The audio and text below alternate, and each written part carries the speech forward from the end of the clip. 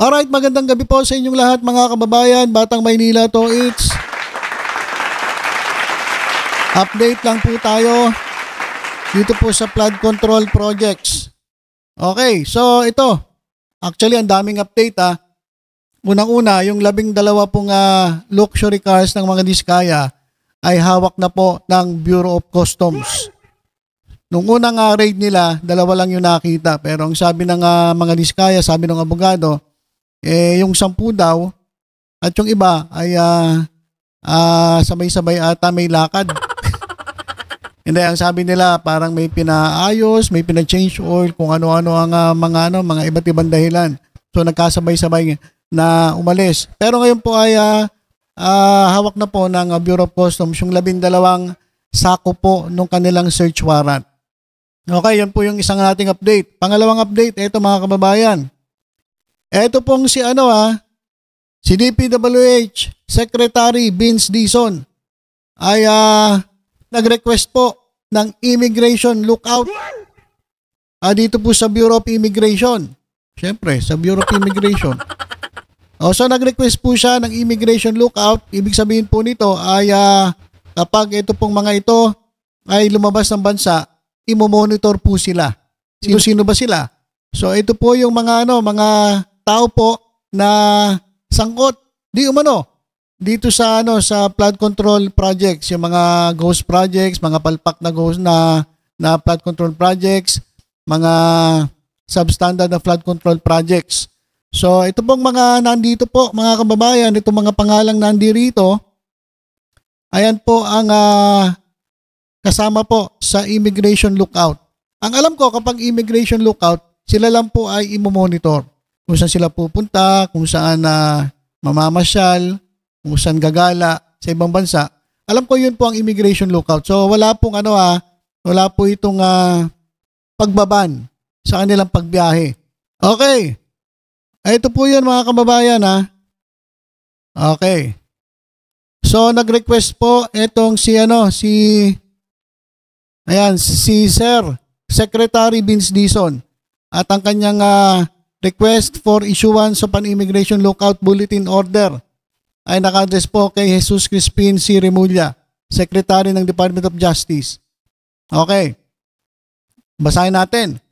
In compliance to the directive of the President, the Department of Public Works and Highways seeks the assistance of the DOJ and request for the issuance of an immigration lookout bulletin order against identified DPWH officials and private personalities allegedly involved in those flood control projects. Okay. So ito yung ito mga kababayan yung kasama po dyan. Sino-sino ba yan? Si Assistant Regional Director Henry Alcantara, ito yung binanggit ni Senator Ping Lacson. Pati itong si District Engineer Bryce Erickson Hernandez. Itong dalawa ang talagang minensyon ni Senator Ping Lacson. Sino pa? Assistant District Engineer JP Mendoza. Ito mga engineer Galang, Engineer E. Ramos, Engineer Norberto L. Santos, iba't ibang mga mga department, mayroong planning, construction section, quality and assurance and hydrology section, maintenance section, Engineer Jaime Hernandez, Flora Lynn Simbulan, administrative section, Juanito Mendoza, finance section, Engineer Benedict Matawaran, procurement unit, Mr. Alex Abello, President, Legacy Construction. Ito, mga contractor na ito. Miss Cesara Diskaya and Pacifico Diskaya. Ayan. Ito si Remando, may-ari ng St. Timothy. Halos lahat ito, mga pag-aari ni Sara Diskaya. Mr. Alan Kirante ng QM Builders, Bagao. EGB Construction Corporation, Villanueva, President Top Notch, Catalyst Builders Incorporated, Lawrence Lubiano, Center Waste Construction and Development Incorporated. Ito yung nagbigay ng 30 million kay Chis Escudero Ang Aderma, Angeli Alcazar, President CEO ng SunWest Incorporated. Edgar Acosta, Wilfredo Natividad. Ayan po yung mga contractor po. Romeo Miranda, Alan Arevalo. Ito po yung lagi nakayoko. Yung nandun po sa sa Senado, si Wawaw Builders, na ang kanyang proyekto sa Bulacan ay puro mamaw projects, puro ghost projects. Marjorie Samidan, Luisito Tiki, President, LDK Builders Incorporated, and Mr. Ryan Willie Uy, Proprietor, Road Age Trading and Development Services. So yan po mga pangalan na yan po ang pinababantayan ni Secretary Vince Dizon. Ayan po ang mga allegedly involved dito sa ghost flood control projects. So yan po ang isa sa update. At ito pa mga kababayan, ito matindi. Ito pong PICAB, Philippine Contractors Accreditation Board. Ayan, PICAB has revoked the license of 9 construction firms owned or controlled by contractor Sara Diskaya. Patay na. Ubos ang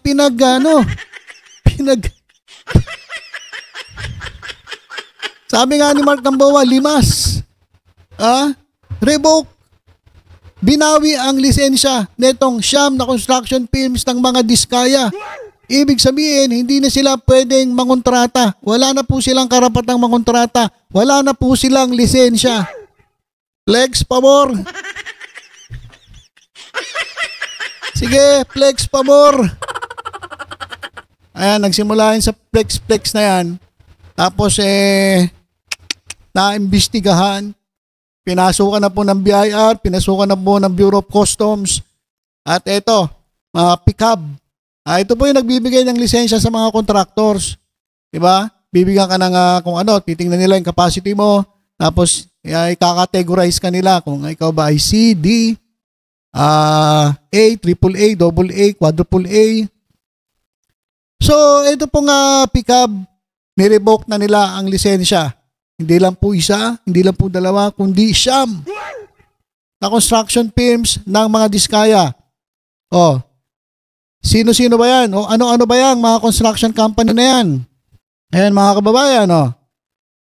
St. Gerard Construction General Contractor and Development Corporation, Alpha and Omega General Contractor and Development Corporation, St. Timothy Construction Corporation, Amethyst Horizon Builders and General Contractor and Development Corporation, St. Matthew General Contractor and Development Corporation, Great Pacific Builders and General Contractor Incorporated, YPR General Contractor and Construction Supply Incorporated, Waymaker OPC, Elite General Contractor and Development Corporation.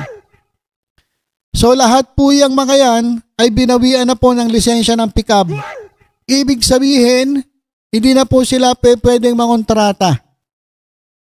Okay? Hindi na po sila pwedeng mangontrata. May comment dito, magpapalit lang yan ang pangalan tapos babalik na naman hanggang di napuputol yung puno, patuloy na namumunga. Tama yan. So ito yung first step pa lamang ito. First step. Tapos, ang gawin, yung mga involved dito, yung mga DPWH officials naman ng banatan, pagkatapos yung mga politiko. Ganun lang naman yun eh. Di ba? So ito mga kababayan, pakinggan natin itong si Secretary Vince Dizon. At bakit ba na-revoke ang lisensya nitong mga construction companies ni Sara Diskaya? Ito mga kababayan. Multiple companies that they own bidding for the same project. actually bid for the same project. Is that going to be allowed? No. No way. That's collusion. Pinky, that's not Okay. Ayun po kasi ang dahilan. Biruin ninyo, inamin ni Sara Diskaya doon po sa Senado na sila ay nagbibidding. Sabay-sabay nagbibidding. Yung kanyang mga kumpanya, 9 na kumpanya. No, kahit matalo yung isa, manalo yung isa, sila pa rin. So pinagloloko tayo na itong mga Diskaya na to. Diba? At ito namang mga miyembro ng DPWH nagpapaloko. O alam nila na talagang niloloko nila sarili nila. Na kahit matalo si St. Timothy, St. Gerard, kung si Alpha and Omega manalo, di sa kanila pa rin. O matalo ngayon si Alpha and Omega. O, sino naman ang mananalo? si Great Pacific Builders. At doon sa mga ibang bidding naman, matalo lahat. Matalo si St. Gerard, matalo si St. Timothy, panay ano pa to? Panay Santo. Panay Santo pa eh. Etong ginagamit nila mga pangalan sa kanilang construction company. Alpine Omega, ano po yan? Biblical po yan. St. Timothy, pati si St. Timothy, ginamit din sa kalokohan. St. Matthew, diba? Panay mga ano pa to biblical pa ang mga pangalan. So kung matalo man sila, si Waymaker ang manalo, Sara Diskaya pa rin nakikita. Kahit matalo lahat, manalo sa Elite General Contractor and Development Corporation, Diskaya pa rin ang kikita dyan. So kalokohan ang nangyayari. Kaya sabi ni Secretary Vince Dizon, hindi na po yun allowed. Hindi po yun na allowed talaga eh. Pinayagan lang ng mga tulongges sa mga taga DPWH. Dahil po, malamang malakas talaga ito si Diskaya. Kanino? Yun ang tanong. Kasi ayaw magsalita ni Diskaya eh. Sino ba ang tagalakad niya dyan? Bakit ang dami niyang proyekto? Diba? Tuloy natin. Balik natin sa umpisa itong sinasabi ni Secretary. Multiple companies that they own Bidding for the same project. actually bid for the same project. Is that going to be allowed? No. No way. That's collusion. Pinky, that's not allowed under our laws. Hindi pwede yun. Yun ang moro-moro o biding-bidingan. Kasi sika-sika naglalaban, hindi totoong bidding yun, hindi ba? So that should never be allowed. How about a contractor who has a company that will bid and yung pong kapatid niya may ibang construction company, gusto din mag-bid? It's the same. At yung pinsan po nung papayagan yung It's the same. No. Hindi dapat. So up to what degree ang we will have to look ninyo? at the laws. No, we will have to look at the what is allowed, what is not allowed. Pero to me, lokohan yun eh. Lokohan yun eh. And it cannot be. Okay. And the problem is, and the president has said this, I mean, this has to end. Enough is enough. So that cannot be allowed. Okay, so yan. Enough is enough. Hindi po pwede talaga yan. So ito na po ang simula ng imperno ng mga Diskaya. Nang una, hindi na sila pwede mangontrata. Yung kanilang mga kayamanan ay hindi ko alam kung ano ang susunod na mangyayari. Pero yung 12 mga luxury cars ng mga Diskaya titingnan ng Bureau of Customs. At siguro, kapag napatunayan na itong mga to ay may mga tinulongges na proyekto, kaya mangyayari sila po ay makukulong. Ayun na masakit. Dahil mong pera, tapos makukulong ka lang. Diba? So, hindi talaga natutulog ang Diyos mga kababayan. Kapag meron ka talagang ginawang katarantaduang kasalanan, nagnakaw ka sa kaban ng bayan, meron talaga tong kaparusahan. So, isa-isa grabe. Ito na yung tinatawag na balik mga kababayan. So, ito na yung karma ng mga Diskaya. Pero hindi ko maintindihan bakit kinakailangan nilang i-flex yung kanilang kayamanang 40, napakaganda nga ang mga sasakyan habang ang mga Pilipino ay naghihirap. Tapos yung pala, malalaman natin na etong mga sasakyang ito ay galing po sa kaban ng bayan. At inamin pa niya mismo na yumaman siya dahil sa mga kontrata niya sa DPWH. Nagsimula noong 2016 na kung saan nakaupo si Mark Villar bilang secretary ng DPWH at ang presidente ay si Digong Duterte. Sabihin na naman ng mga DDS, ba't dinadamay mo si Digong? Hindi ko naman dinadamay, binanggit ko lang. Sinabi ko ba na may kinalaman si Digong? Wala akong sinasabi, sinabi ko lang na noong 2016 doon sila nakakuha ng mga flood control projects. At doon sila nagipag-bidding na sabay-sabay at napapayagan, kaya ang dami nilang proyekto, 400 plus. Sa Alpha and Omega pa lang ata yun. Paano yung iba? So, libo-libo siguro ang nakuha nilang proyekto. Kaya sabi ni Diskaya, kaya kami yumaman dahil sa DPWH.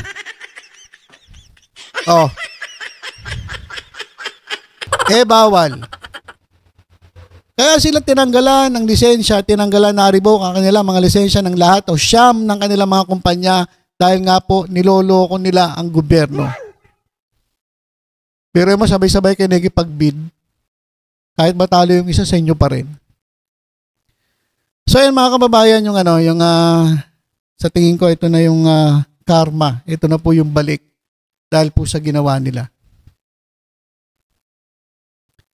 At abangan natin ang mga susunod pang kabanata kung itong mga contractors ay ngayon ay talagang under scrutiny, sila po'y binabantayan, bawal po sila lumabas ng bansa nang hindi nalalaman ng gobyerno ng Pilipinas kasi baka biglang tumakas biglang magtago